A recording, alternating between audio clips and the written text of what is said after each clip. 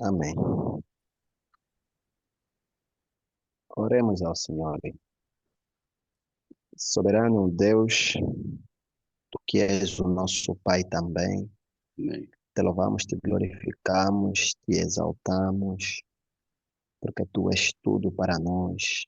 Glória a Deus. E acima de tudo, Pai, tu és o fôlego de vida que há em nós.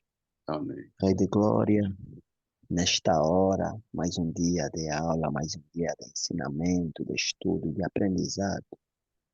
Pai, te agradecemos pelo dia pleno que o Senhor nos deu, que já agora vai findando, mas temos esse intervalo de tempo, pela graça que o Senhor tem nos dado, pela vida do nosso professor, mais um dia disponibilizado para nos ensinar. Então, Pai, queremos consagrar este momento nas Tuas mãos. Não seja a nossa vontade, o nosso intelecto apenas, mas, Pai, o Teu propósito, a Tua ação e a Tua intervenção. Pai, tudo quanto o Senhor preparou, tudo quanto o Senhor projetou para esta aula, que se cumpra e tudo seja um sucesso em nome de Cristo Jesus. Pai amado, quanto àqueles que ainda não estão presentes, Pai, retira todo impedimento, toda distração, e que todos estejamos aqui para aprender, para partilhar da Tua palavra, e acima de tudo para ajudar na nossa comunhão contigo. Hum. Porque, Pai, o conhecimento da Tua palavra é essencial para a vida de todo cristão, até a manifestação plena de Cristo Jesus. Glória a Deus. Entregamos tudo e todos nas Tuas mãos. Seja a Tua honra, a Tua glória, em nome de Jesus. Amém. Amém. Amém. Muito obrigado. Obrigado, irmão Jaires. Obrigado. É, Amém. Amém. somos todos bem-vindos. Temos aqui o irmão Eliseu Silva, irmão José Antônio, irmão Jaires Kizembe, a irmã Maki Telema e o irmão Mutunda Isabel Paulo. Então, são todos bem-vindos, irmãos. Bem-vindo. Vamos começar uma nova disciplina hoje. O bom é que a nossa disciplina de hoje não é uma disciplina para polêmicas, né? Pelo menos as polêmicas, por enquanto, pararam, né? Pararam de polêmica. Isso é uma disciplina muito pacífica. Então, também espero que os irmãos possam gostar. Peço, então, a vossa atenção, né? Para a nova disciplina, que basicamente é panorama bíblico.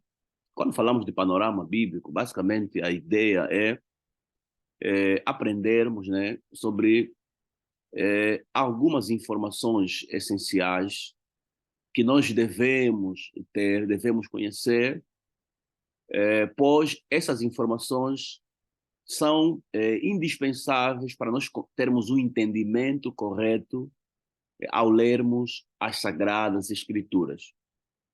Por quê? Por que é importante nós estudarmos o panorama bíblico?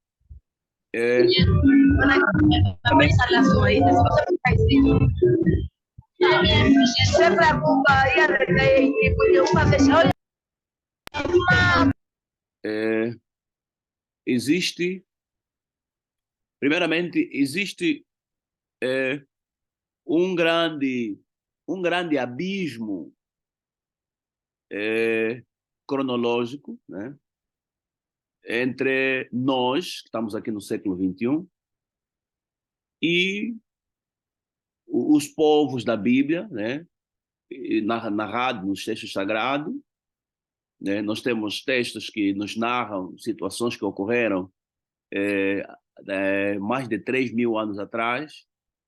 Então, 3.000 anos atrás é um grande abismo de tempo. E nesse grande abismo de tempo, nós então nos deparamos com realidades completamente diferentes. Ou seja, o que nós vivemos hoje no século XXI é completamente diferente às realidades que os povos há 3.000 anos atrás viviam.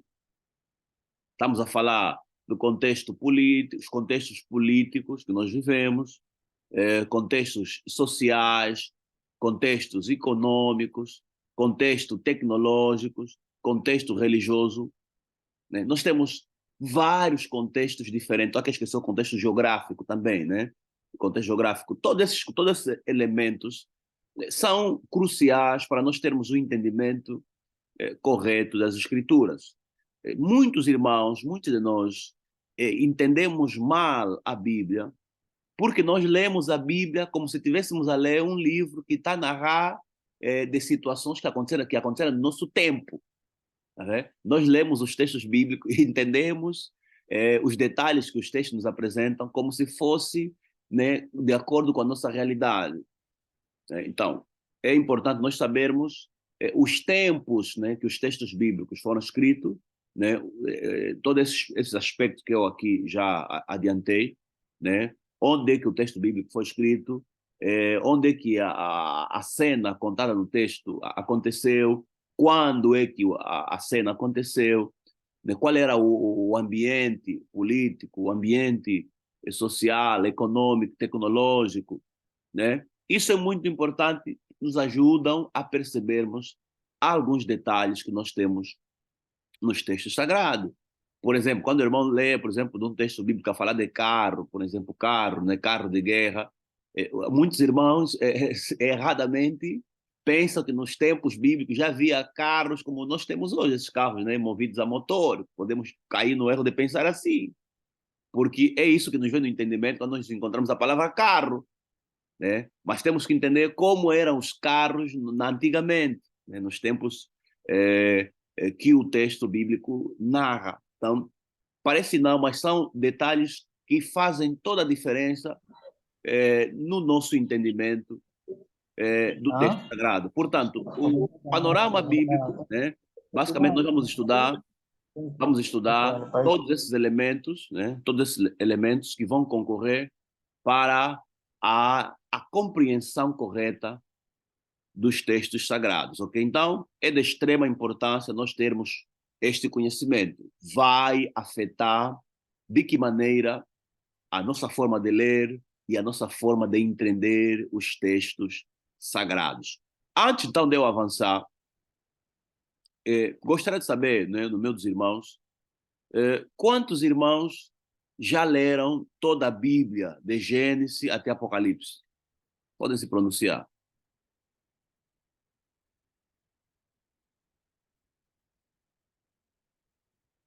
Quantos irmãos já leram a Bíblia de Gênesis até Apocalipse? Irmão Jair, pode se pronunciar. Já leu, irmão Jair? Sim, professor. Quando o professor pergunta, será que no sentido de apenas ler mesmo, com aquela corrida e ânsia de ler toda a Bíblia, ou ler no verdadeiro sentido da palavra? Podemos começar com ler Porque só, né? eu, Vamos só começar com ler, né? Já lê de Gênesis até Apocalipse. sim, eu me lembro ainda um pouquinho novo, já corri mesmo em uma leitura completa, mas é correr mesmo. Ah, só correr sem compreender? Tipo, Exatamente, sem compreender, por isso é que eu perguntei logo. tipo aquele Tipo, eunuco, tipo, tipo eunuco, estava lendo o texto de Isaías sem entender nada. exatamente. Eu, na verdade, ali mesmo era na intenção de que, pronto, tenho que ter a marca de alguém que já leu a Bíblia toda. Então, era acelerar todos os textos, livros e ter essa marca. Não, eu não, assim não. Eu estou falando para pessoa que leu mesmo, seguiu calmamente, procurou entender o que está a ler. Pronto, Não, ninguém, né? nesses moldes, não. Ninguém. Não, não. Pronto, esse deve ser o vosso primeiro desafio. Esse deve ser o vosso primeiro desafio. Você, por norma, ninguém podia se levantar para pregar sem primeiro estudar toda a Bíblia, de Gênesis até Apocalipse. Os irmãos podem pensar que eu estou a exagerar, mas não, isso é condição básica, é condição elementar. Por quê? Você nunca terá essa capacidade de pregar corretamente qualquer passagem bíblica enquanto você nunca estudou a Bíblia toda, nunca leste a Bíblia toda. Por quê? Cada texto que você tentar pregar, ele está enquadrado no contexto da Bíblia toda. Ou seja, é tipo uma novela. É uma novela. Para você ter o entendimento correto da novela toda, você precisa acompanhar a novela até onde ela termina. Para você conseguir ter, basicamente, né, a noção panorâmica, onde a série começa, quais são os caminhos que ele vai seguir e aonde vai terminar a cena. O mesmo se aplica à Bíblia, né? A Bíblia, a Bíblia é a completa revelação de Deus. Nela Deus nos revelou como é que ele criou, né? Como é que ele criou os céus e a terra e qual será o final, como é que vai terminar a história, né, do nosso mundo. Então, é fundamental quem se levanta para pregar conhecer todo esse panorama, como é que as coisas começaram e como é que as coisas vão terminar, né? Então, se você não tiver esse conhecimento, a tua tentativa de pregar em qualquer texto da Bíblia vai ser sempre marcada por interpretações erradas e até pode ter conclusões completamente equivocadas, porque você não sabe como começou a cena e como vai terminar a cena. Portanto, é vossa obrigação, como estudantes, estudarem a Bíblia de Gênesis até Apocalipse. Eu sei que os irmãos já leram muitos livros de teologia, teologia sistemática, história bíblica, ou seja, vocês já leram muitos livros sobre a Bíblia, mas quero aqui vos despertar aqui um elemento. Uma coisa é você ler sobre a Bíblia, ou seja, aquilo que os outros dizem a respeito da Bíblia, e outra coisa muito diferente é você próprio ler, é você próprio estudar a Bíblia, né? Aqui, o ler acerca da Bíblia não vale. O primeiro ponto é você ler a Bíblia, mastigar a Bíblia, estudar a Bíblia, procurar entender aquilo que os textos bíblicos te comunicam em cada passagem. Então, este é o primeiro elemento que é fundamental, né, se os irmãos quiserem crescer no conhecimento das Escrituras Sagradas. Caso contrário, vocês não vão passar de papagaios, né? Sabe o que é papagaio, né? Só repete aquilo que ouve, né? Você vai ouvir as pessoas a falarem sobre a Bíblia, mas você não tem certeza se de facto é assim que a Bíblia ensina. Mas como você ouve constantemente, você vai também repetir aquilo que a maioria diz sobre a Bíblia.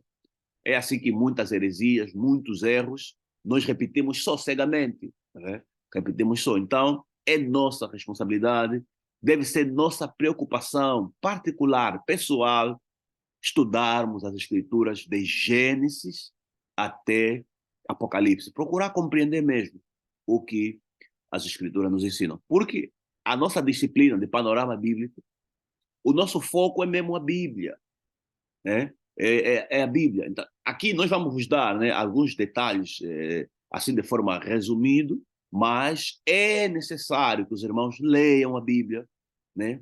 Leiam a Bíblia, né, para terem muito mais informações, né, daquilo que vamos falar de forma muito superficial aqui. Conhecer de forma geral a Bíblia é fundamental para compreendermos corretamente a Bíblia. Aquilo que eu disse. É fundamental nós termos um entendimento panorâmico de toda a Bíblia. Nós temos que ter a Bíblia toda na nossa mão.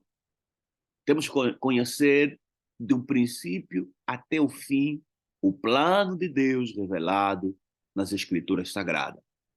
É necessário sabermos quem escreveu cada livro, né? Para quem é que o autor escreveu, a data que o livro foi escrito, as circunstâncias em que o livro foi escrito, né? Aqui, quando falo de circunstâncias, me refiro aqui a elementos políticos, socioeconômicos, religiosos, geográficos, né?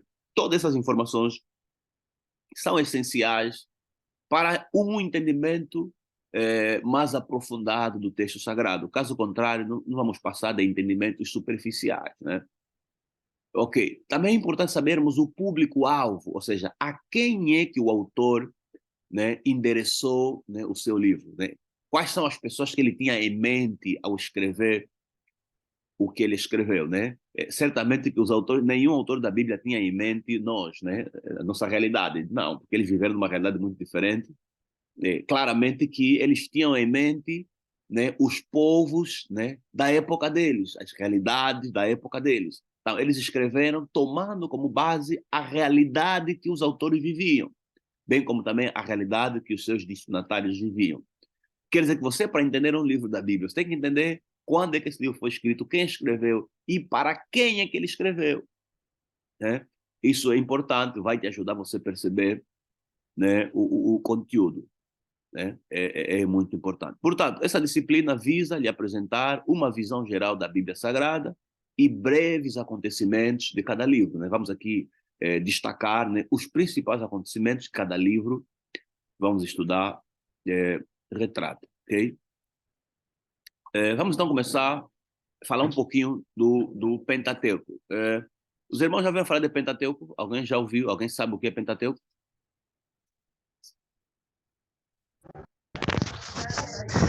Sim, já ouvi falar do Pentateuco. O que é isso?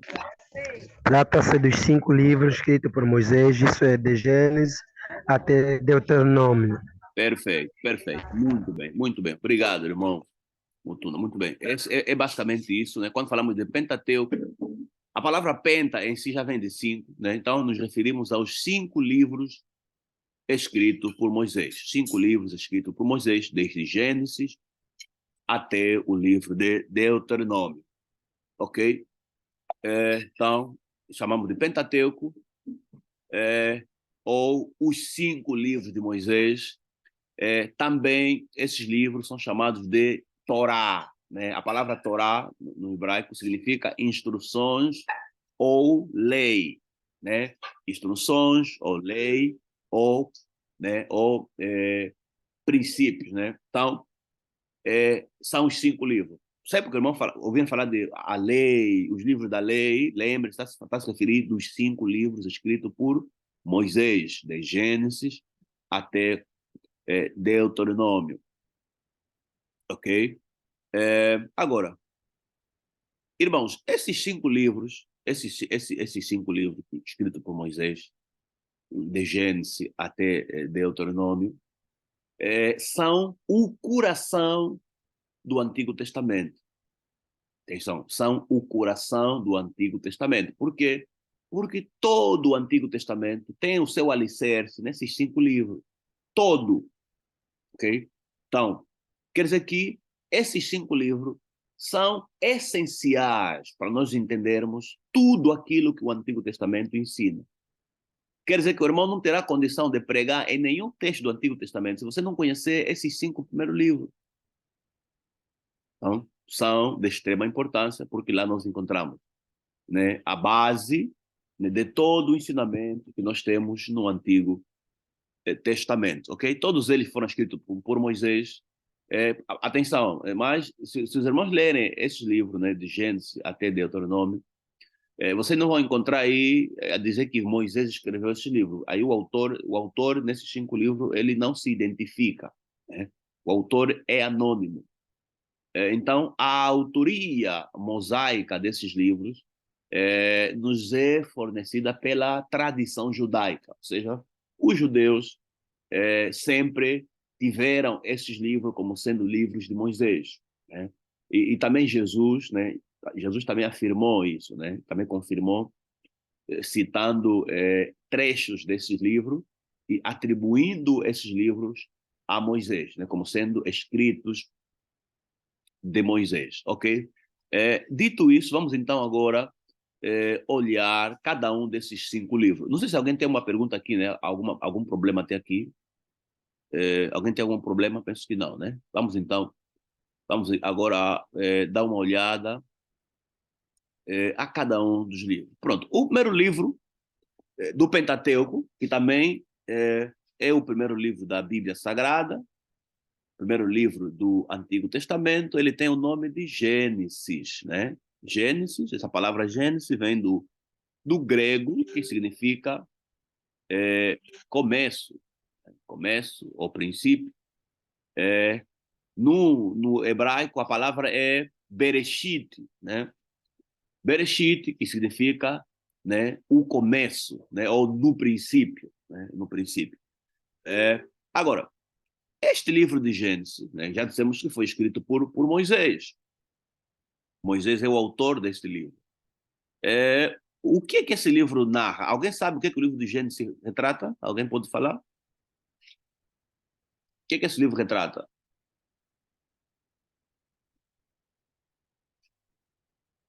Sim, irmão Jaires. Gênesis fala de quê? Sim, professor. Na verdade, Gênesis, desculpa, tal como já se fez referência de princípio, origem, Narra então as origens, a origem de toda a criação, bem como do povo que foi escolhido por Deus. A origem da criação, né? A criação dos céus e da terra. Nem, atenção, Gênesis não fala de toda a criação, atenção, né? Ele fala da criação dos céus e da terra e da origem da nação de Israel, né? Atenção, quando falamos que Gênesis trata da criação dos céus e da terra, estamos a nos referir ao céu visível, atenção, né? Estamos a referir os céus visíveis, né? E os exércitos, tanto dos céus como da terra. Quando falamos aqui exército do céu, estamos a nos referir aos pássaros, né? Às aves todas, né? Que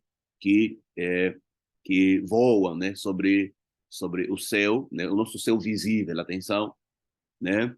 E estamos a falar de todos os seres que existem na terra, no mar, né? Então, o Gênesis nos trata, né? Nos narra esta criação. Irmão, já ele está com a mão levantada? Algum problema?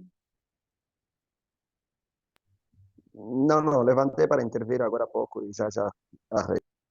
Ok, então, pronto, lembre-se disso. Gênesis, ele vai nos trazer a origem, né, dos céus e da terra, bem como dos seus exércitos, assim como também a origem do povo de Israel. Por isso é que se os irmãos lerem o livro de Gênesis atentamente, vão dar conta que ele fala, né, fala da genealogia, mas de forma resumida, depois ele pega uma linha, né, uma linhagem e vai seguindo aquela linhagem. Você consegue dar conta que a intenção do autor é retratar tintim por tintim, né, a origem da nação de Israel. Você consegue traçar desde Adão, né, até as 12 tribos de Israel, seguindo o livro de Gênesis. Então, claramente, este era o objetivo do autor, né, relatar a origem dos céus e da terra e dos seus exércitos, assim como a origem do povo de Israel. Irmão José Antônio levantou a mão, não sei se está ultrapassado, tem algum problema para falar? Estou ultrapassado, professor. Ok, obrigado. Ok, Ultrapassado, só queria. O colega que antecipou-me já fez questão de mencionar aquilo que eu podia mencionar. ok, tá bem. Ok, obrigado. Então, pronto, aqui no livro de Gênesis, destacado os elementos, né, o autor queria nos apresentar a origem dos céus e da terra, bem como dos seus exércitos, e a origem do povo de Israel. Outro dado, a autoria mosaica, ela nos é dada pela tradição judaica, né? O autor não se identificou nos 5 livros, mas a tradição judaica nos garante que foi Moisés quem escreveu estes 5 livros. Agora,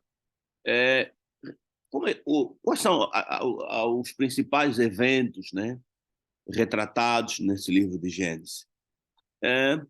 Primeiramente, claramente, encontramos aí a narração, né, da criação do mundo, né, a criação dos céus e da terra. O livro começa a nos trazer aqui, né, nos trazer uma narrativa assim resumida de como Deus criou os céus e a terra, né, e tudo o que nele há. Depois desse dado, então, né, o autor vai nos trazer aqui uma genealogia, né, dos patriarcas bíblicos, né? Abraão, Isaac, Jacó, né? E depois disso, né, depois de nos narrar a história desses patriarcas, o livro de Gênesis termina, né, nos narrando a história, como é que o povo, né, os descendentes de Abraão, Isaac e Jacó, né, que estavam a ver aí na Palestina, né, aí na Palestina, como é que eles foram parar no Egito. E o livro de Gênesis termina, né, apresentando o povo de Israel já na terra do Egito, ok? É assim que termina o livro de Gênesis. O irmão Tunda está com as mãos levantadas. Sim, professor.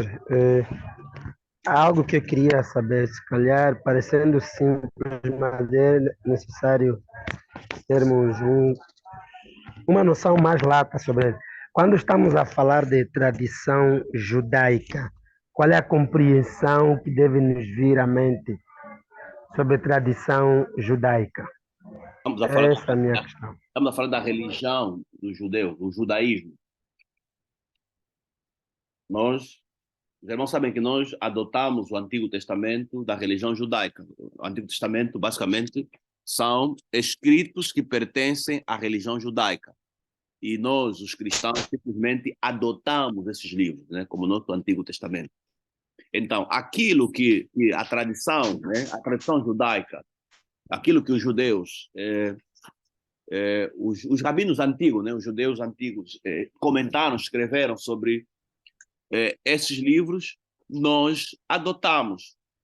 Outra coisa, além da tradição judaica, né, que de facto atesta categoricamente que esses 5 livros foram escritos por Moisés, Jesus também confirmou, né, esta posição dos judeus. Jesus também reconheceu, inclusive ele citou várias porções desse livro e ele atribuiu a Moisés, né? Então, nós temos aqui a tradição judaica, temos também o próprio Novo Testamento, que colabora, né, que vem, de facto, concordar com aquilo que a tradição judaica diz a respeito da autoria desses livros. Não sei se o irmão Mutuna me percebeu.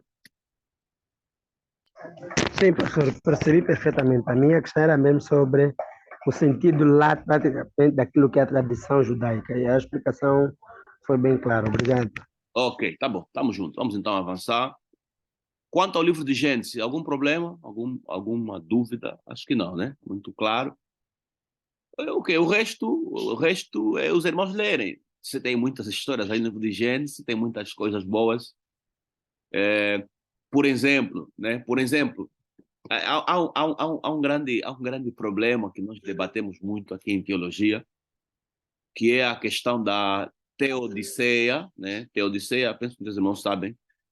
Teodiceia basicamente é a ideia sobre o porquê da existência do mal na criação de Deus, né?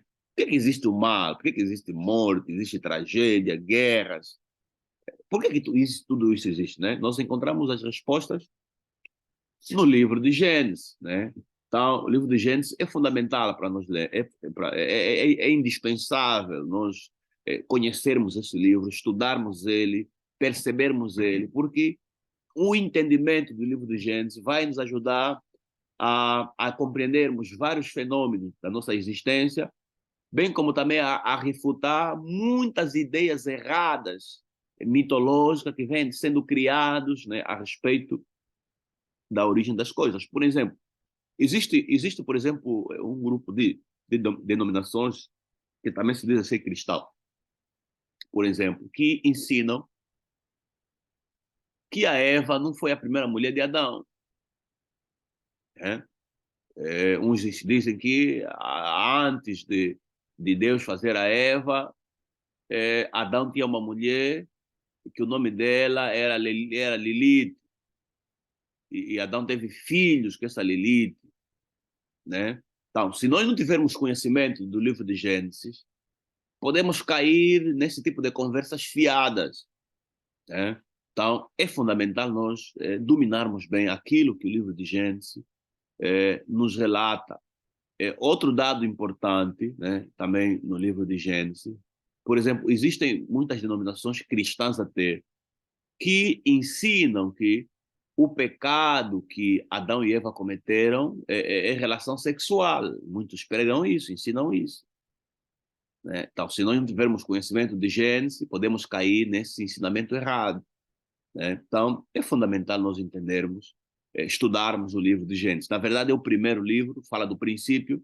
Então, é obrigatório os irmãos lerem, estudarem, perceberem, entenderem profundamente o que esse livro tem a nos apresentar. Irmã Mutunda, está com a mão levantada novamente? Sim, professor, novamente, isto porque percebo que já está a terminar a introdução sobre o livro de Gênesis. Não sei se ainda tem mais algum conteúdo, mas queria saber sobre o Gênesis, uma vez que estamos a falar de panorama bíblico e começando aqui já pelo Antigo Testamento, como é que está dividido o livro de Gênesis em termos de capítulo como podemos encontrar o versículo-chave dentro do Gênesis, assim como também os principais ensinamentos dentro do livro de Gênesis, relativamente àquilo que é a aplicação hoje para nós. Era isso que eu queria saber. Pronto. A palavra-chave do livro de Gênesis é mesmo no princípio. No princípio criou Deus os céus e a terra. É logo o primeiro versículo, capítulo 1, versículo 1. Na verdade, o primeiro versículo é mesmo que dá o nome ao livro todo, e é a chave daquilo que o autor vai discutir em todo o livro. A intenção dele principal é mostrar a razão, o porquê, né, da existência dos céus e da terra, e ele começa logo a nos afirmar que os céus e a terra só existem porque o Criador os fez existir. Não são obra do acaso, não. É obra da criação de um ser supremo. Então, essa é a chave aqui, né, do livro de Gênesis, o princípio. Agora, quanto aos principais ensinamentos, nós temos muitos ensinamentos de ouro, né? Por exemplo, começamos com a própria criação, né? Em Gênesis nós aprendemos que a criação é obra de Deus, é obra de um ser supremo. Esse é o primeiro ponto. Depois também, no capítulo 2, nós encontramos aí a origem da família, né? A origem da família, que Deus, de facto, ao fazer o homem, viu que não era bom o homem ficar sozinho, então ele fez a mulher, e com isso, então, Deus formou o primeiro casal. Com o primeiro casal surgiu, então, a instituição sagrada, que é a família, né? A família como sendo, de facto, composta por um homem e uma mulher, que é o casamento. E aqui quero aproveitar, abrir um parênteses, né, já que estamos num contexto em que muitos cristãos estão a trazer, né, a debate a questão da poligamia, né, se é possível a poligamia existir no cristianismo, né? Então aqui estamos a ver o ideal de Deus. Quando Deus fez o homem, Deus fez um Adão e fez uma Eva, né? E Deus abençoou este casal. Outro ponto interessante é que depois de Deus fazer o homem e a mulher, Deus abençoou-os e os disse: sedes fecundo, multiplicai-vos e enchei a terra. Logicamente que Adão e Eva, para serem fecundos, para se multiplicarem, encherem a terra, tinham que se envolver sexualmente.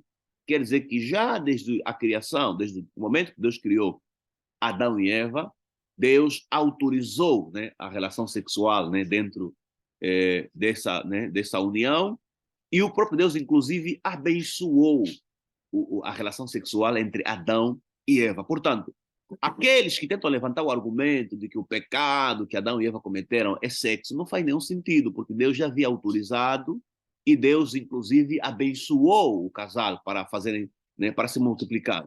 Portanto, esta ideia está completamente contrário, né, àquilo que nós encontramos no texto. Outro ensinamento central aqui no livro de Gênesis, nós encontramos no capítulo 3, que tem a ver com a origem, né, do mal na humanidade. Nesse caso, aí o livro nos ensina que toda a tragédia que nós vivemos aqui no nosso cosmos é consequência da transgressão dos nossos primeiros pais, né?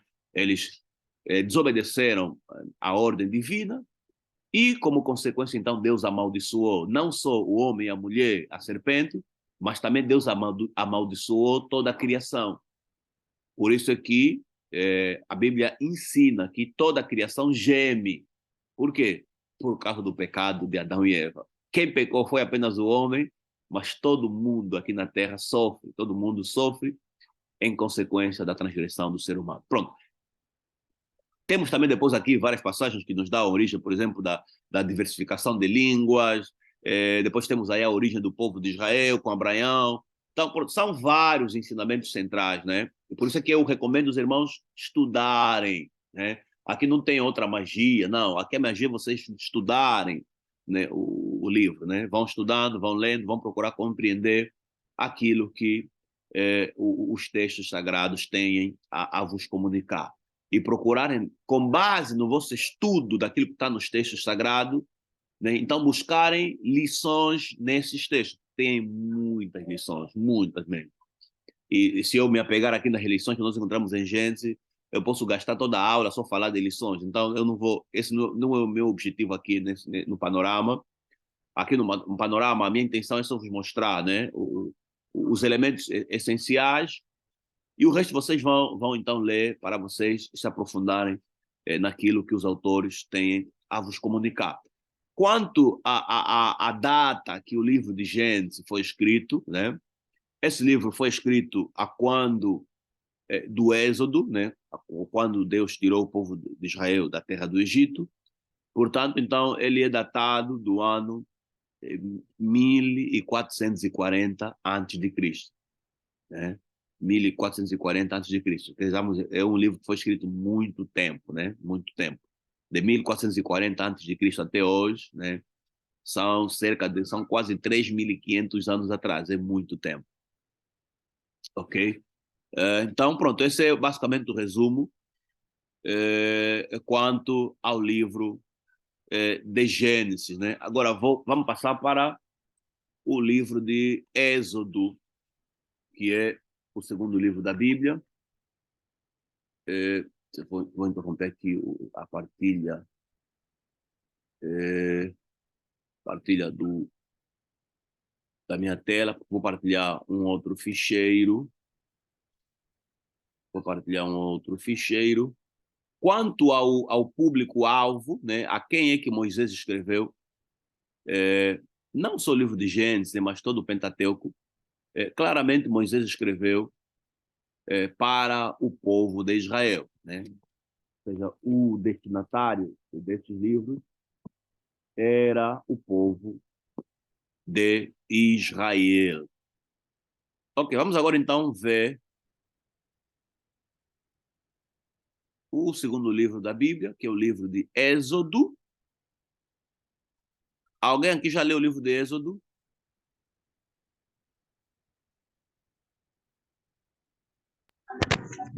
Eu já li um pouco alguns capítulos ou algumas partes, não no todo, mas já li o Êxodo. O que é que o livro de Não Êxodo, só o Êxodo, quase o Pentateuco todo. o que é que o livro de Êxodo, de que é que o livro de Êxodo retrata? O livro de Êxodo trata exatamente aquilo que é a questão da saída do povo israelita do Egito para a terra prometida, que procura, por sua vez, também apresentar aquilo que é a salvação do povo israelita e o meio que Deus usou para poder salvar esse mesmo povo. É praticamente isso que o livro trata, a saída, de uma forma geral. Perfeito, perfeito. Muito bem dito, muito bem. Quer dizer, o irmão leu, o irmão leu. Ok, basta, o livro de Êxodo, ele começa, nós dissemos que o livro de Gênesis, né, termina nos apresentando já Israel no Egito, né? Vai nos mostrar como é que Israel chegou até no Egito, porque havia seca, havia fome na terra deles, já na Palestina, e no Egito, ouviram que no Egito havia a bonança, né? Havia comida em abundante, né? E tinham lá um parente, né? José estava lá no Egito como primeiro-ministro. Então, isso levou com que os israelitas imigrassem, né? Abandonassem a sua terra e fossem, então, viver no Egito, né? Lá ficaram mais de 400 anos, né? E depois, então, a realidade mudou. Eles que eram favorecidos, né? Porque tinha alguém lá tinha um padrinho na cozinha. O padrinho na cozinha morreu e as coisas, então, se viraram para o avesso, né? E pronto. Agora, no livro de Êxodo, ele começa já a nos apresentar o povo de Israel já no Egito. Ou seja, basicamente o livro de Êxodo, ele dá continuação, né? Ele dá continuação à narrativa que nós encontramos no livro de Gênesis. É uma sequência, né? Há uma sequência lógica dos eventos, há uma sequência lógica dos acontecimentos. Então, em Êxodo, nós temos já o povo de Israel no Egito. E o foco ou o objetivo principal do livro de Êxodo, né, é nos narrar como Deus libertou o povo de Israel lá do Egito. Esse é o objetivo. Por isso é que o título do livro é Êxodo. E essa palavra Êxodo vem do grego, que significa saída, né? Porque o livro em si fala da saída do povo hebreu da terra do Egito, né? Sob direção de Moisés. Como o livro de Gênesis também, já dissemos que o livro de Êxodo foi escrito por Moisés. E a época da sua escrita também é a mesma do livro de Gênesis, cerca do ano 1440, a quando do Êxodo, né? A quando da saída lá da terra do Egito. Quanto aos destinatários do livro de Êxodo, né, é o povo de Israel, é o mesmo povo de Israel, né? Moisés está a escrever para retratar como Deus livrou a nação de Israel, né, lá do Egito. E com isso, então, isso serviria de um lembrete para a nação de Israel, de um lembrete, uma forma dele se lembrarem de tudo aquilo que Deus fez a favor do povo de Israel. Okay? Portanto, os destinatários do livro de Êxodo é o próprio povo de Israel. Ok, agora, quanto aos principais assuntos abordados no livro de Êxodo, né, os primeiros capítulos eles vão nos mostrar o sofrimento que o povo de Israel estava a enfrentar lá no Egito, né, após a morte de José. Né? Então, o livro começa basicamente nos apresentando o sofrimento. Porque é o sofrimento que o povo estava a enfrentar lá no Egito, né, que fez Deus se compadecer, né, deste povo e lembrar que Deus havia feito uma promessa, né, ao povo de Israel, já nos tempos de Abraão, que o povo de Israel seria escravizado, né, durante 400 anos. Né? E assim aconteceu. Então, se cumprindo os 400 anos, diz a Bíblia que Deus se lembrou da sua promessa para com o povo de Israel. Assim, então, Deus decidiu tirar o povo da terra do Egito. Okay? Assim como o livro de Gênesis, também o livro de Êxodo é atribuído sua autoria a Moisés, né, pela tradição, né, pela tradição judaica. Mas no livro de Êxodo encontramos aqui um versículo que até nos dá luz, né, que é o texto de Êxodo, capítulo 34, versículo 27, né, que diz que Deus disse a Moisés: escreva essas palavras. Ou seja, Deus orientou que Moisés escrevesse, né, as palavras que ele estava a falar a Moisés, né, naquela ocasião. E claramente, né, nos leva a entender que essas palavras Moisés escreveu neste livro, que nós estamos aqui a nos referir, que é o livro de Êxodo. E também Jesus, né, em Marcos, capítulo 12, versículo 26, né, ele cita o livro de Êxodo, né, como sendo o livro de Moisés. Portanto, por isso é que nós não temos dúvida que, de facto, este livro foi escrito por Moisés. Ok? Agora, eu estava aqui a falar dos principais assuntos que este livro vai narrar. Né? Ele começa a nos apresentar o sofrimento que o povo estava a enfrentar, né? Sendo escravizado lá pelos egípcios. Né? Vemos isso no capítulo 1. E depois, então, ele vai nos contar, né, da origem de Moisés, né? Como é que Moisés foi nascido. Nós vemos isso no capítulo 3, né? Por que ele se foca em Moisés? Porque Moisés, então, seria, né, o agente, né, o mediador que Deus devia usar para libertar o seu povo da terra do Egito, né? Deus usou Moisés como o líder do povo. Por isso aqui no capítulo 3, especialmente, o autor vai nos contar um pouquinho sobre como Moisés foi nascido e como é que Deus lhe conservou, né, para não ser morto, né, pela fúria de Faraó, né, porque aí o texto relata que o Faraó que tomou o poder, vendo como os israelitas estavam a se multiplicar, né, ele então levantou uma perseguição, né? A ideia foi matar, né, aqueles bebês de sexo masculino, né? É assim então que os pais de Moisés tiveram que colocar Moisés num cesto e ele lançar no rio Nilo, né? E segundo a providência divina, esse cesto foi até onde estava a Banhã, filha de Faraó, né? Que viu o menino no cesto e se compadeceu do menino, gostou do menino e tomou então o menino para ser seu filho. Assim, então, Moisés foi criado no palácio como filha de Faraó. Porém, ele era filho de hebreus, né? Filho de hebreus, ok? Então, encontramos assim a história, né? A origem de Moisés.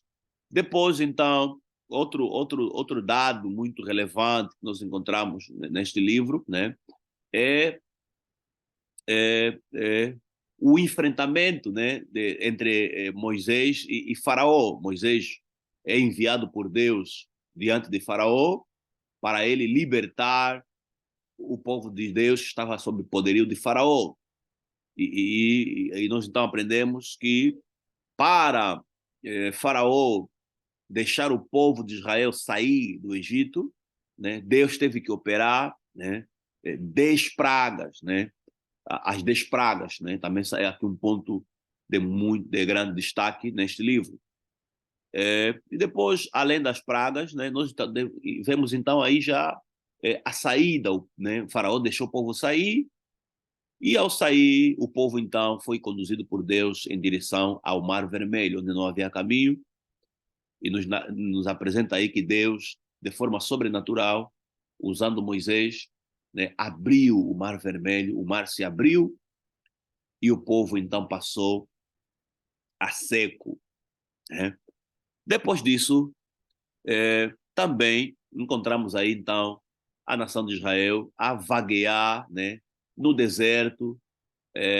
Deus que tirou o povo lá do Egito, conduziu o povo num caminho muito distante, né? O povo foi dando volta que tiveram que viajar por cerca de 40 anos para chegarem na Terra Prometida. Enquanto que havia um caminho que o povo devia chegar em poucos dias, né? Em menos de uma semana. Já? Então vemos aí Deus a guiar o povo no deserto. Isso vemos do capítulo 15 até o capítulo 22. Né? E é nessa... e depois, então, aí no deserto, ele chega no Monte Sinai, no Monte Horebe, e no capítulo 20, então, nós vemos aí, né, o centro desse livro de Êxodo, que é Deus dando os 10 mandamentos para o povo de Israel. Do capítulo 20, versículo 1 até o versículo 10, encontramos aí os 10 mandamentos. E depois dos 10 mandamentos, nós então encontramos aí o relato da idolatria, né? O povo, infelizmente, caiu na idolatria. Fizeram um bezerro, pronto, Arão, né? Arão, induzido pelo povo, fez então um bezerro de ouro, ou né, de bronze, sim, ou de ouro, né? Ele fez um bezerro e o povo adorou o bezerro feito por Arão, né? Que aí encontramos aí a idolatria do povo de Israel. Isso então trouxe consequências nefastas, né, no meio do povo de Israel. Então, pronto, em suma, Esses são os principais tópicos, né, que nós encontramos no livro de Êxodo. Alguma pergunta, alguma dúvida, irmãos?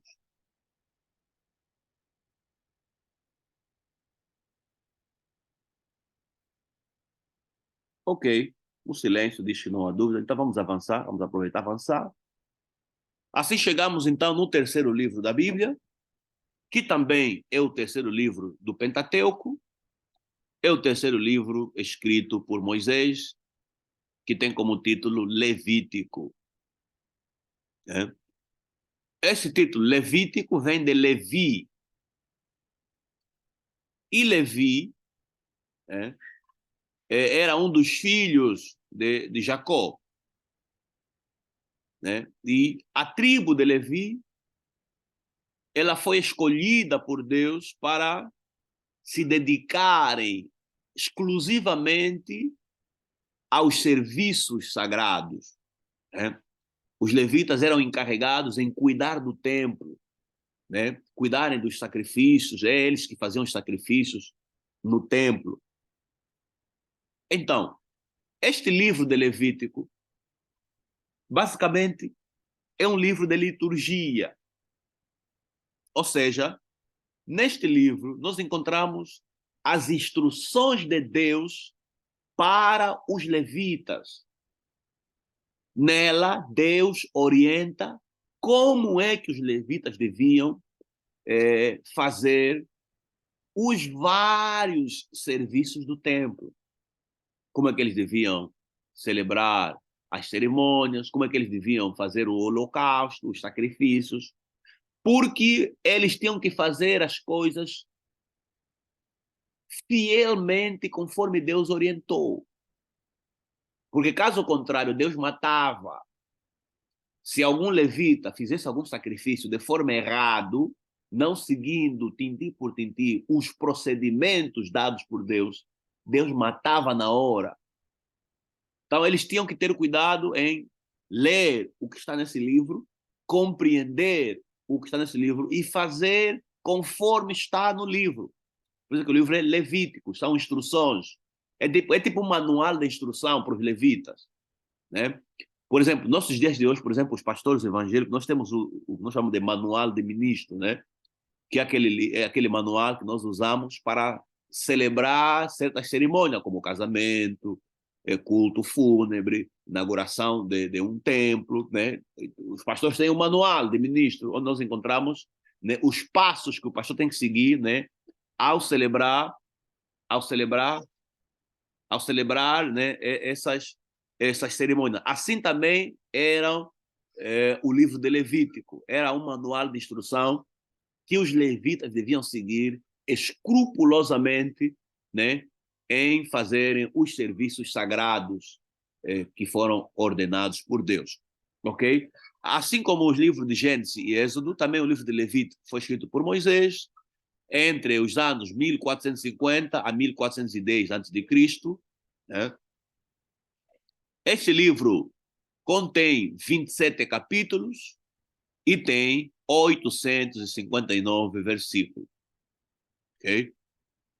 Também a sua autoria, né, é declarada, né, não é ou seja, também é anônima, o autor do livro não se identificou, mas a tradição atribui este livro a Moisés. Né? Então, com base na tradição judaica, nós cremos que o livro foi escrito por Moisés.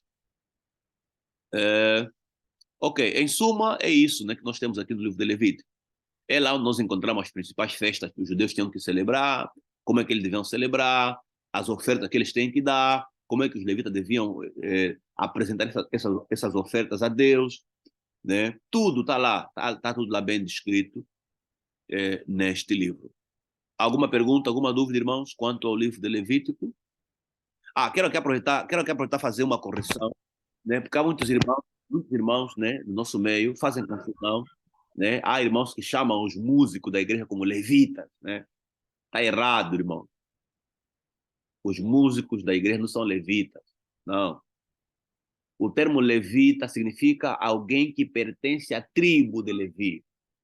Lembre-se que Levi era uma das tribos de Israel. Então, levita é aquela pessoa que pertencia à tribo de Levi. Né? Então, nossos músicos não são levitas, ok? Era só essa chega aqui que eu precisava dar. Alguém tem alguma pergunta, alguma dúvida?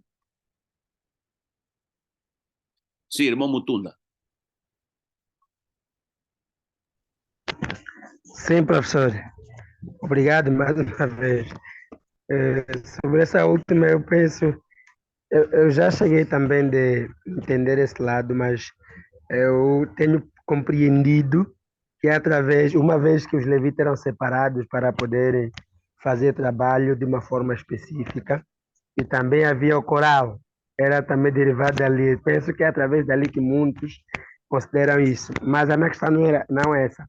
Eu queria aproveitar, se possível, né, pedir ao professor abrir um parênteses para dar aí alguma explicação relativamente ao livro de Levítico. Eu compreendi e os professores ajudou-me a, a, a concluir aquilo que era a minha percepção relativamente ao livro de Levítico, e compreendi que é um livro litúrgico, Certo. a partir das festas que Deus orienta o povo, de modo a celebrar os mesmos, e também as leis diversas que vêm atrás das leis cerimoniais, sociais, por ali, enfim.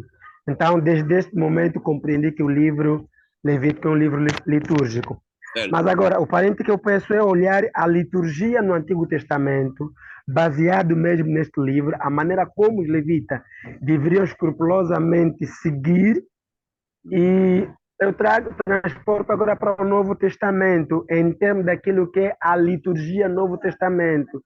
Não consigo encontrar exatamente um manual, ou dos vários livros, dos 27 livros do Novo Testamento, em que trata especificamente daquilo que é a liturgia, de como deve ser, a exemplo do Antigo Testamento, que encontramos a orientação no Manual de Levítico. O que o professor mais ou menos pode nos abrir aqui sobre este elemento? É assim, pronto, na igreja, nós não temos, tipo, no Novo Testamento, você não tem, assim, um manual litúrgico, né, como tal, né, tipo assim, temos aqui em Levítico. Claro, você não tem isso. Mas também você, no Novo Testamento, tu tens informações bastantes para saberes o que é que pode ser enquadrado num culto cristão e o que não é necessário. Você tens isso no livro de Atos. Basta você ler atentamente o livro de Atos, a partir do capítulo 1, capítulo 2, tu vais perceber como era o culto dos cristãos. Era muito simples, né? A liturgia da igreja primitiva era muito simples. Eles se reuniam, né, num lugar, e na reunião era caracterizada por orações, eles oravam a Deus, eles entoavam, né, cânticos espirituais, eles partiam o pão, né, e eles meditavam, né, nos ensinamentos dos apóstolos, né? Esses eram os elementos chaves que faziam parte da liturgia cristã. Então, com esses elementos, né, a igreja, penso que tem dados bastante para realizar um culto que se de facto siga essas linhas. Porque nós temos, além dessa informação histórica que nós temos no livro de Atos, nós também temos algumas advertências nas cartas apostólicas. Nas cartas temos aqui algumas instruções que nos falam como é que deve ser o culto cristão, né?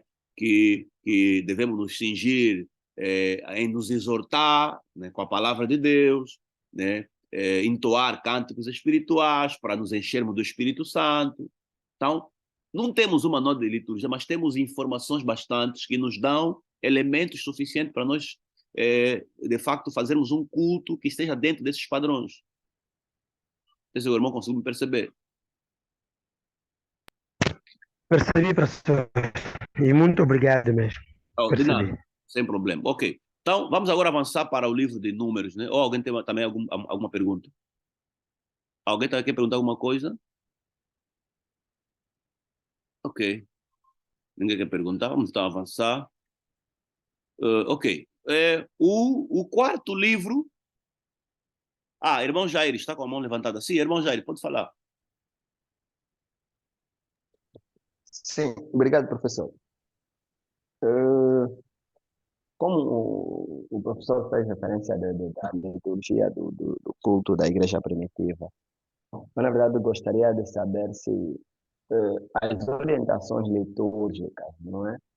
Recebidas do livro de Levítico, se depois feriam de alguma maneira, não é? Claro, com depois aí o processo da redenção toda em Cristo Jesus, se feria de alguma maneira a liturgia cristã, porque eu não sei se estou a fazer confusão com alguma informação relacionada às igrejas organizadas e qualquer coisa do gênero, de que aquela instrução, sendo de Deus, não é? Era orientações recebidas, que o povo recebia de Deus para o culto naquela altura, se depois passou a ferir aquilo que Deus esperava já da igreja, propriamente da liturgia cristã. Gostaria de perceber mais ou menos Ok, aí, e não sei se foi preciso na pergunta. foste sim, percebi. Por isso que quando falamos de bibliologia, eu tive o cuidado de enfatizar a necessidade de entendermos por que há separação entre o Antigo Testamento e o Novo Testamento. Se lembram dessa questão que eu coloquei? Por que há Antigo e há Novo? Se lembram? É? Amém, amém. Então, vimos que o Novo Testamento é um pacto nacional entre Deus e a nação de Israel. Né? Deus dá instruções específicas para Israel se proceder em todas as dimensões. Deus orientou até a gastronomia que eles deviam, tipo, o que eles podiam comer, que não podiam comer. Deus orientou como é que os tribunais deviam funcionar, como é que deviam exercer a justiça, os políticos, como é que deviam governar. Ou seja, Deus deu padrão para tudo, todos os aspectos da sociedade judaica. Né? Agora, o Novo Testamento é um testamento diferente, é um pacto diferente que Deus faz conosco por meio de Cristo. Então, as bases do Novo Testamento, bem como também a liturgia do Novo Testamento, está alicerçada em elementos diferentes do Antigo. Inclusive, o Novo Testamento, ele chama o culto do Antigo Testamento como sendo sombra, né? Como sendo sombra. Por quê? Lá no culto do Antigo Testamento, né, o culto estava baseado, estava alicerçado em sacrifícios de animais. Né? Tinha que se matar sacrifícios e com os animais, depois de sacrifício, então fazia-se o holocausto, né? Fazia-se a cerimônia de expiação. Isso era parte do culto. Né? Já no Novo Testamento, o Novo Testamento ensina que Deus fez um único sacrifício por meio do seu Filho, e que hoje nós já não precisamos matar animais, porque Cristo foi morto uma vez por todas pelos nossos pecados. Outra coisa, no Antigo Testamento, Deus havia orientado a construção de um santuário, né? do tabernáculo, né? Que depois ele então converteu aquilo em templo, né? Onde Deus habitava naquele lugar, naquele tabernáculo. Né? E é aí onde o povo tinha que se encontrar com Deus. No Novo Testamento a coisa mudou. Deus já não habita mais num lugar como habitava lá em Israel. Não, Deus hoje habita no nosso coração, no nosso ser, no nosso interior, no nosso íntimo. Por isso é que o Novo Testamento ensina que nós somos o templo de Deus, somos o templo do Espírito de Deus. Então aqui temos uma grande diferença, né, entre o culto do Antigo Testamento, que era um culto baseado em sacrifício de animais, e o culto do Novo Testamento, que tem como sua base, né, a obra de Cristo em nosso favor. Então, a liturgia mudou. E dizia muito bem o autor aos Hebreus, né? Hebreus capítulo 7, versículo 13, né? Quando se muda o sacerdócio, é necessário a mudança de lei. Então, mudou-se o sacerdócio. Já não estamos no sacerdócio levítico, mas nós estamos no sacerdócio de Cristo. Então, a forma de nos relacionarmos com Deus mudou. O nosso culto mudou. Por isso é que a nossa liturgia não é a liturgia que nós encontramos em Levítico. Apesar de que em Levítico podemos aprender, né, alguns elementos que têm a ver com o caráter de Deus, né? Por exemplo, em Levítico, quando Deus diz que eu sou santo, né? E não mudo, e vocês também devem ser santos em toda a vossa maneira de viver. né? E, inclusive, o apóstolo Pedro também citou esse texto aqui, né, numa das suas cartas. Então, aqui nós temos o livro de Levítico a nos trazer, né, um padrão que faz parte do caráter de Deus, né? O caráter de Deus não muda, continua o mesmo. Só que os rituais que Deus exigia antigamente para o povo se relacionar com ele, já não é o mesmo que Deus exige hoje para nós. Enquanto que no passado Deus queria que eles matassem animais, eles sacrificassem seus bens, hoje Deus quer que nós entreguemos o nosso próprio corpo, dizia Paulo, né? Romanos 12. Deus quer que nós entreguemos nosso corpo como sacrifício vivo. Enquanto que Israel oferecia sacrifício morto, Deus quer sacrifício vivo, que é o nosso viver, a nossa forma de ser, estar, pensar e agir. Então, mudou.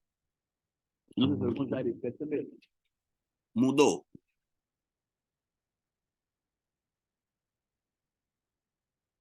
Irmão Jair, percebeu? Ok, parece que o irmão não está me ouvindo. Vamos então Amém, avançar. amém. Ok, vamos então avançar. Amém, bem entendido. Ok, vamos então avançar para o livro de Números. Né? O livro de Números também foi escrito por Moisés, né? Moisés também escreveu esse livro e os destinatários também são os mesmos, né? É o povo de Israel. A data que ele escreveu também é a mesma, entre 1450 a 1410 a.C. O livro de Números tem 36 capítulos. Esse livro tem esse nome porque neste livro nós encontramos então Moisés, né, a fazer censo do povo, né? O povo de Israel sendo contado, daí vem o termo número, né? Que tem a ver com a contagem do povo, né? O povo foi contado, foi conferido, ok? Agora, mas o centro desse livro de Números, se os irmãos lerem, ele vai nos apresentar, né, a viagem do povo de Israel durante os 40 anos, o vaguear no deserto, né? O povo tava girando no mesmo sítio durante 40 anos. Então, aqui no livro de Números, ele vai nos apresentar o itinerário dessa viagem, né? Onde eles passaram, o que aconteceu durante os 40 anos de viagem. Temos aqui no livro de Números, né? Basicamente é isso que nós temos aqui em Números, né? É o relato dos 40 anos que Israel viveu vagueando, né, no deserto, né, no deserto em direção à terra prometida. Em suma, é isso que nós temos aqui no livro de Números. Se o irmão quer saber como é que Israel viajou, o que é que aconteceu ao longo da viagem, o que é que eles comiam, o que é que eles bebiam, vão encontrar aqui. E aqui até um dado muito, muito importante, né? Que eu penso que é digno de nota, né? Os irmãos sabem por que Moisés não entrou na Terra Prometida, sabe? Alguém sabe? Por que Moisés não entrou? Nem Moisés, nem Arão, nem Miriam, nenhum deles entrou na Terra Prometida. Alguém sabe por quê?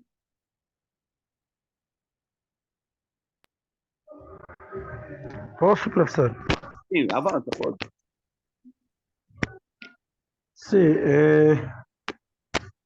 Moisés não entrou por conta de um pecado cometido por ele, que é por ter batido duas vezes na rocha, através da murmuração do povo, ou seja, a pressão do povo, em que ele não cedeu à pressão, ou seja, cedeu à pressão e bateu na rocha a quando da questão da água.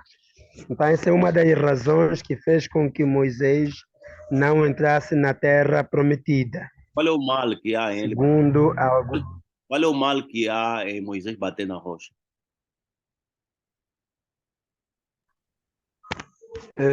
Nós encontramos que é uma desobediência, porque Deus lhe manda simplesmente bater uma vez, mas ele bate duas vezes. Não, Deus não mandou ele bater. Isso por conta da pressão do povo. Deus não mandou ele bater. Deus lhe mandou falar para a rocha. Deus disse, você vai falar para a rocha em meu nome e a rocha vai dar água. Só que Moisés, em vez de falar com raiva, ele bateu na rocha.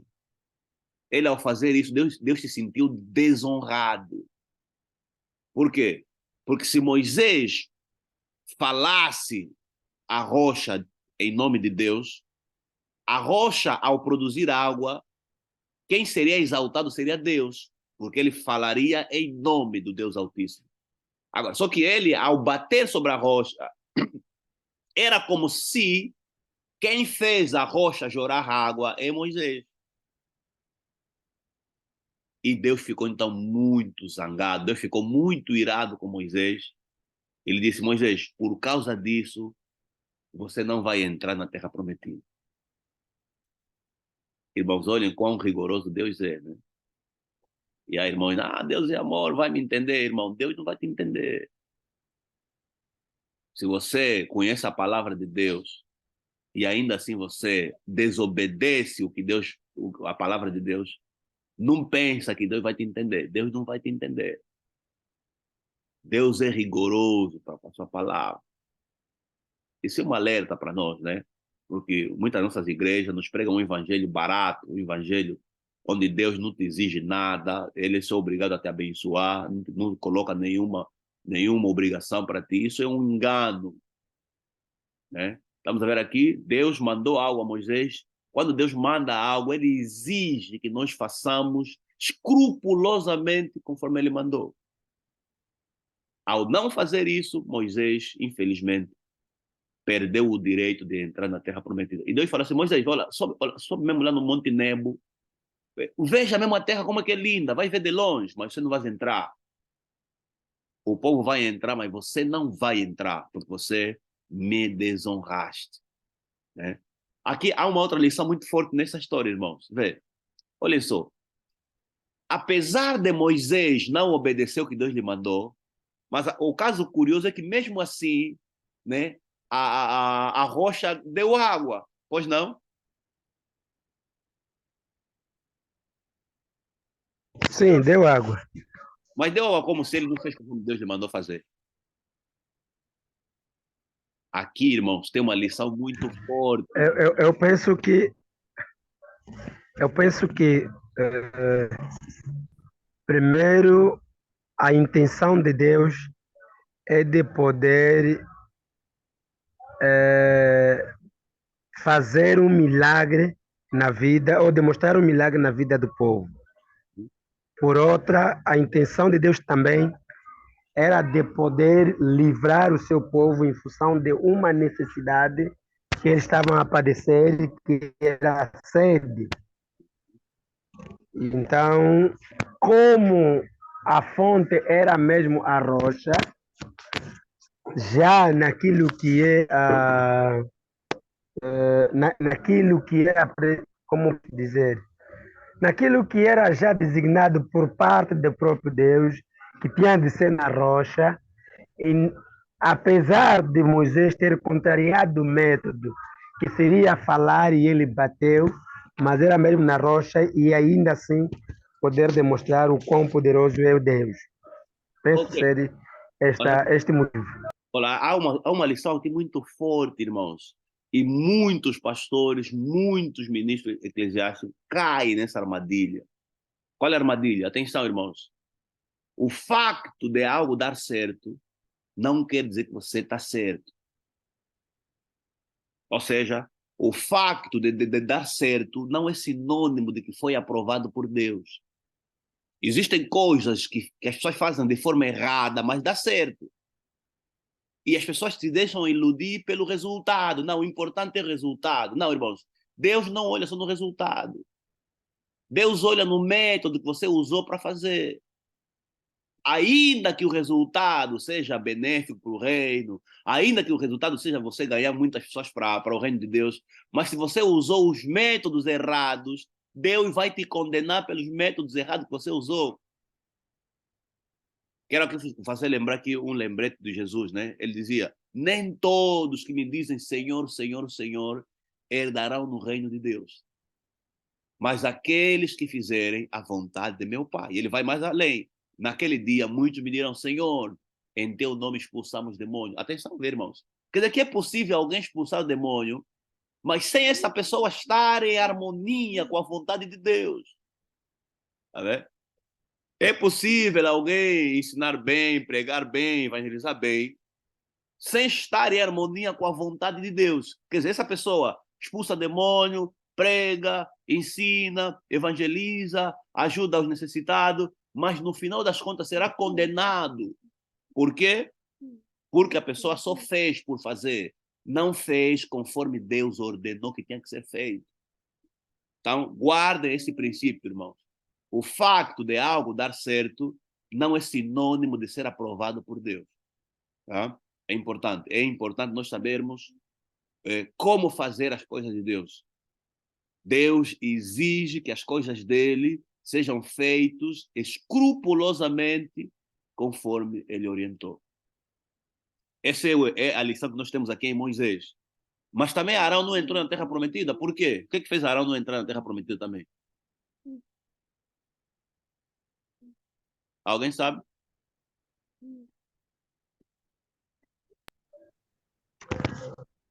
Eu penso que o Arão não entrou na terra prometida também por desobediência, ao ceder à pressão do povo, enquanto Moisés no monte, e ele fica sob a responsabilidade do povo, e como o povo viu a demora de Moisés, então pressionaram Arão e levou Arão a fazer o bezerro de ouro, de onde vem a idolatria, mais uma vez, do povo israelita, voltando naquele costume anterior do Egito. Então, penso que essa é a razão que fez com que Moisés, aliás, Arão não entrasse na terra prometida. O mesmo se estende a Miriam também. Ok, muito bem, é exatamente isso. Pronto, eu sou desses exemplos aqui para despertar em vós, né, vocês entenderem a necessidade que vocês têm de lerem o livro de Números. Leiam, vão encontrar muita coisa aí, muitos dados importantes. Vocês conseguem aprender muitas lições úteis, aplicáveis na nossa vida moderna. Né? São coisas que aconteceram há mais de 3.500 anos atrás, mas o mesmo tem acontecido nas nossas vidas. Ok? Então, esse é o livro de Números, que vai nos narrar tudo o que aconteceu ao longo da viagem do povo de Israel, né? Desde a saída do Egito em direção à terra prometida. Ok, vamos então para o último livro, que faz parte desse grupo Pentateuco, né? Que é o livro, então, de Deuteronômio. Basicamente, aí em Deuteronômio, Moisés está se despedindo, o mais velho está se despedindo do povo de Israel, porque Deus já tinha lhe falado, Moisés, você daqui já não vai passar, você é que vai morrer já. Você daqui já não vai a lugar nenhum, você é que vai ficar. Aqui fica você. Então, vamos lá, o livro de Deuteronômio, que é basicamente o quinto livro, né, escrito por Moisés, o quinto livro do Antigo Testamento, o quinto livro da nossa Bíblia. Este livro contém 34 capítulos, 959 versículos. O autor é Moisés. A data sugere os estudiosos entre 1450 a 1410 a.C. O autor desse livro também não é declarado, mas, como os outros livros, a tradição atribui este livro a Moisés como seu autor. Ok? Pronto, o nome Deuteronômio significa segunda lei, ou seja, aqui no livro de Deuteronômio, Moisés já recebeu no livro de Números, né? Deus já lhe avisou, Moisés, você vai morrer. Daqui você já não passa. Suba no Monte Nebo, observa quão linda é a terra, e você vai morrer mesmo aí. E diz o texto, então, que antes disso, Moisés, então, chamou o povo de Israel e começou a lhes fazer lembrar tudo aquilo que Deus já havia lhes dado. Todas as instruções, todas as leis, todos os mandamentos. Então, ele escreve esse livro, Deuteronômio, né, como uma recapitulação de tudo aquilo que Deus falou para o povo de Israel desde o Êxodo, lá no Egito. Por isso é que qualquer irmão que ler o livro de Deuteronômio vai se deparar com alguns trechos que é repetição do que o irmão já leu no livro de Êxodo. Alguém já leu? Alguém já encontrou isso? Já deu conta disso que eu estou falando aqui? Ou os irmãos nunca leram? Pastor, é Êxodo ou Levítico? Não, Êxodo. A repetição que nós encontramos. Êxodo. E o que acontece é que Eu vejo. o que acontece é que ele está repetindo, está vendo todas as instruções que Deus deu. Claro, desde Êxodo, Levítico, tudo aquilo que Deus falou para eles, né? Tudo aquilo que é ordem, que é proibição, que é instrução que Deus dá, ele vai repetindo. Então, vai encontrar algumas passagens que estão em Êxodo, outras estão em Levítico, ele repete tudo. Né? Como uma recapitulação, basicamente tipo uma recapitulação, tá vendo, de tudo aquilo que Deus já havia lhes falado. Por isso que você vai encontrar os 10 mandamentos em Êxodo 20, vai encontrar ela repetir novamente no capítulo 6 de Deuteronômio. Né? As mesmas palavras, né? Os mesmos termos. Pode alterar um ou outro termo, mas você vai ver que o conteúdo é exatamente o mesmo. Então, é repetição, né? Da lei. Né? Ele repete a lei. Agora, outro ponto, outro dado importante aqui no livro de Deuteronômio pronto, as passagens-chave, né, de Deuteronômio, temos aí o texto, o capítulo 6, né, versículo 4, basicamente é o credo oficial dos israelitas, né? Ouve, ó Israel, o Senhor teu Deus, ele é o único. Essa passagem tornou-se o dogma do judaísmo, né? Até hoje, os judeus não aceitam adorar um outro Deus, não aceitaram, por isso é que eles nunca aceitaram a Trindade, nem outras doutrinas, né, sobre Deus, por causa dessa passagem. Ouve, ó Israel, Yahweh teu Deus, ele é um. Okay? Então, esse é um dos textos chaves, né? E o outro texto-chave, também temos o capítulo 5 até o 11, que encontramos a repetição dos 10 das leis, né, os mandamentos de Deus. E o capítulo 28 até o capítulo 30, aí nós encontramos Deus, então, a apresentar ao povo de Israel, né, o segredo que eles deviam observar para serem prósperos ou então para serem destruídos.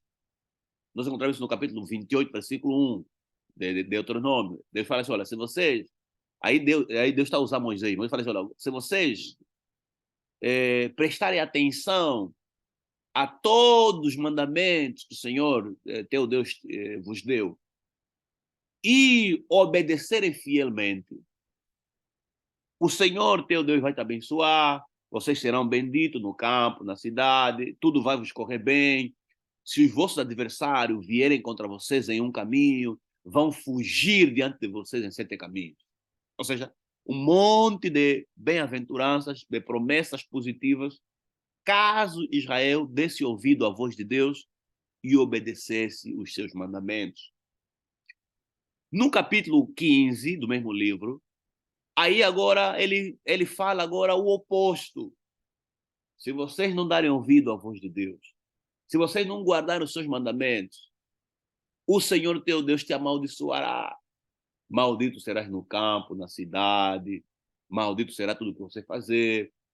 Os teus inimigos vão vir contra ti em um caminho e vão te destruir. Ou seja, Deus aqui, ele demonstra que a promessa que ele tem para com seu povo é uma promessa condicional. Eu vou te abençoar se você me obedecer. Eu vou te amaldiçoar se você não me obedecer. E parece não, irmãos, mas esse princípio de Deus, ele se aplica até no cristianismo. as bênçãos de Deus em nossa vida, elas são condicionais. Elas são condicionais, né? Nós somos benditos de Deus se nós obedecemos aquilo que Deus nos manda. As bênçãos, dizia Jesus que as bênçãos de Deus, né, nos alcançam, nos seguem, se nós seguirmos o que Jesus nos orienta. Só que, infelizmente, muitas igrejas hoje já não pregam esse padrão, né? Iludem as pessoas de que você basta vir na igreja, você vai ser abençoado, você é abençoada, não importa o que você faz, não importa a tua vida, o importante é que você crê em Jesus, irmão. Isso é um evangelho completamente errado. No evangelho você tem que renunciar, dizia Jesus, se alguém quiser vir após mim, primeiro, renuncie-se a si mesmo, segundo, pegue a sua cruz e terceiro, siga-me. Não, as bênçãos de Deus só nos acompanham quando nós renunciamos a nós mesmos, quando nós pegamos nossa cruz e quando nós seguimos a Cristo. Okay? Então, o padrão é o mesmo. Nós devemos obedecer a Deus e, em consequência, Deus, ele derrama sobre nós a sua bênção, né? Por bênção, nos referimos à sua proteção, né? Os seus livramentos, a sua providência, a sua paz de espírito. Tudo isso é o pacote, é consequência, né, da nossa obediência. Nós temos que obedecer a Deus. A nossa fé nos faz entrar no caminho da salvação, mas no caminho da salvação nós devemos obedecer a Deus para assim então vivermos como filhos obedientes. Ok, pronto. Em suma, é isso que nós temos aqui no livro de Deuteronômio, né? A repetição de tudo que Deus orientou para o povo de Israel. Alguma pergunta, alguma dúvida?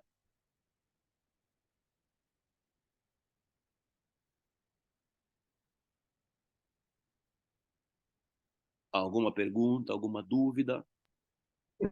Professor, Sim.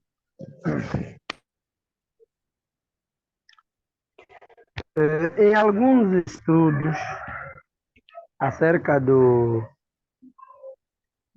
livro de Deuteronômio,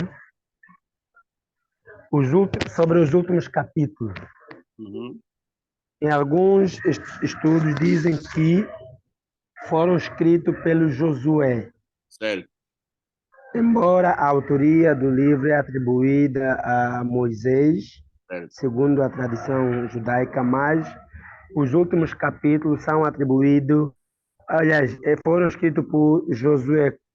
Qual é a confirmação que podemos ter relativamente a isso? É tradição, é tradição. É claro, né? É claro, Moisés não pôde escrever sobre a sua morte, claramente, né? Então, alguém tinha que escrever sobre a morte de Moisés. E logicamente, tem que ser alguém que, de facto, acompanhou, né? A trajetória esteve perto de Moisés. E sabemos, né, pelo relato bíblico, que Josué e Caleb são as pessoas que estavam mais próximas de Moisés, né? Então, acredita-se pela tradição que foi Josué que escreveu, né, esses últimos versos do livro de Deuteronômio. Por isso que vocês vão ver que quando você acaba de ler Deuteronômio e vai no livro de Josué, parece que há uma sequência, né, na narração dos eventos, né? Há uma sequência. Claramente, é natural crermos que o autor dos últimos versículos é o mesmo autor do livro de Josué. É assim que diz a tradição, e de facto há fortes razões para crer que de facto é assim.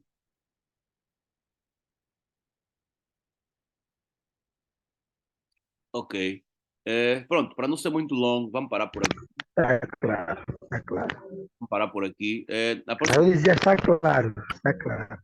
Ah, percebi. Dizia eu que está claro, professor. Está percebido. Está percebido. Estou a dizer, para não ser muito longo, vou parar por aqui, né? Apesar que nós temos 20 minutos. Eu vou dar esse tempo que falta para vocês, caso alguém tenha alguma pergunta, alguma dúvida. Se não tiver, vamos terminar a nossa aula aqui. Alguma pergunta, alguma dúvida, irmãos? Perguntas e dúvidas? Se não tiver, antes de terminar, vou fazer pergunta para os irmãos responderem, né? Se não tem pergunta. Ou vocês me perguntem, ou eu vou vos perguntar. E a nossa, hoje não ouvi nenhuma voz de nenhuma irmã hoje aqui. Estão a se esconder. Temos aqui a irmã Domingas, né? Minha rede, Quantos, na verdade, estamos a participar? minha rede caiu. Estou de volta. Pronto, estamos já no fim. Se não há pergunta, penso que podemos encerrar nossa aula. Deus então abençoe os Eu estava a irmãos. fazer uma questão, professor. Pode fazer, pode fazer. Sim, eu dizia, não, a minha questão, não exatamente preocupação, ou seja, que pergunta, mas sim preocupação. Alô? Pode falar, estamos te ouvir. Sim. Quanto aos inscritos na turma, Sim. não tive a atenção de controlar o número dos participantes na primeira aula, mas dali em diante comecei a ver, temos participado mais 12, 11, e o dia de hoje simplesmente reduzimos até 8. Será que só o número é esse ou tem tantos inscritos? E se tem muitos inscritos, por que não aparece? O que se passa? O senhor já consultou a eles? O que faz com que não participam da turma? Total são 110, né? Mas poucos têm participado assim em direto, né? Eu tenho visto que alguns não participam em direto, mas assistem os vídeos assim de forma indiferida. Eu consigo ver no canal. Consigo ver no canal. Então, tem os que não participam aqui, mas conseguem assistir os vídeos, consigo ter controle no canal. Ok? Pronto. Tá bem. Tá bem. Ok. Alguma pergunta mais, irmãos? Pronto. Se não tivermos pergunta, até aqui terminamos então. Sim, irmão Jaires. Sim, professor, Uhum. eu não sei a minha pergunta se vou classificá-la como, mas eu, na verdade, gostaria de entender. Após essa abordagem, não é, que o professor faz do Pentateuco, e várias vezes fez menção, tanto na bibliologia e agora no panorama bíblico, de que os judeus têm como base apenas o Pentateuco, não é? É que a Bíblia deles, a Torá, Não, não, não, não. é isso, não é? A Torá é o coração, né? É a parte central, mas eles têm também, eles têm pronto, a Bíblia deles é a Tanakh, né? A Tanakh basicamente aquilo Tá, não. inclui o Pentateuco, né? Os livros proféticos, assim como também os livros de história. Também encontramos os livros poéticos. Só que a diferença da Bíblia dos judeus e o nosso Antigo Testamento é só o arrumo, né? A forma como eles organizaram os livros. Mas, basicamente, a Bíblia deles equivale ao nosso Antigo Testamento. Ok, Tá, né? bem entendido. Ok. Então, irmãos. Sim, sim. Porque eu julguei que fosse Aham, ok, ok. Tá e bom. que levasse a liturgia apenas no Pentateuco. Não, o Pentateuco é o coração, né? É o centro, mas eles têm outros livros também. Ok, então, irmãos, obrigado pela vossa participação. Bom descanso e até a próxima aula, se Deus quiser. Tchau.